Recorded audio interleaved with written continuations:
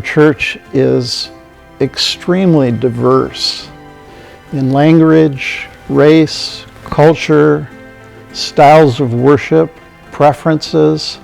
It's just amazing to me how different we are from congregation to congregation, from country to country, region to region, district to district.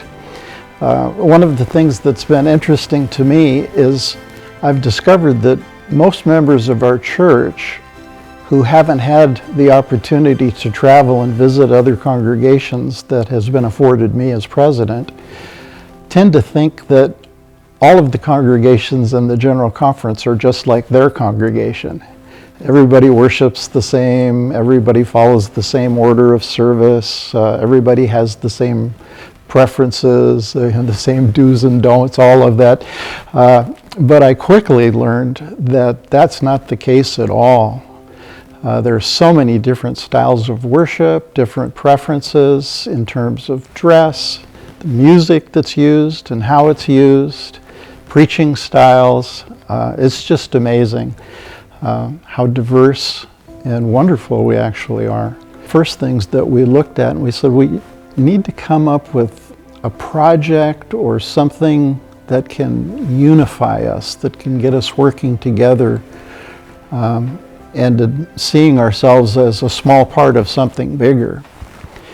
And fortunately, the previous president, Wade Rose, had left us with a wonderful place to build upon with his vision of a vibrant 21st century church and the 10 points of that vision.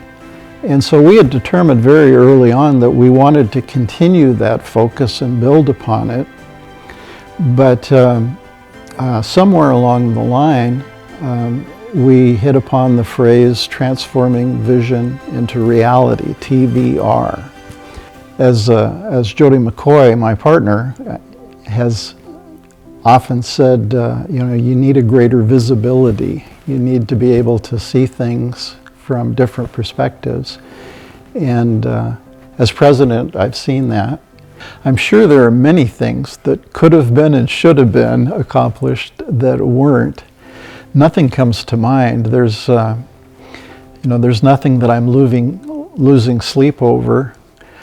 Of course, there are things that I wish I had done differently or hadn't said or had said, those kinds of things. But I'm blessed to be able to honestly be able to say that I'll leave this role with no regrets. It's been a wonderful time. It's been an honor and a privilege and a pleasure most of the time to serve as president. And I think it's time to step aside and pass the torch to somebody else, but no regrets. Having learned all to myself and not having an alarm wake us up early in the morning because the other part of our world starts earlier than we do. Those are the two main things.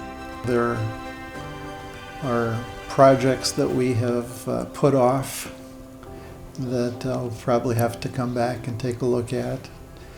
I know Karen's got a list of things around the house. I have a to-do list, so he won't be idle. So there are things that, that will need attention. There are topics that I'd like to study and write about and perhaps teach that I haven't had time to. So it's kind of starting with a blank slate and refilling it, but this time perhaps with things that we're more interested in than just the responsibilities of a certain position.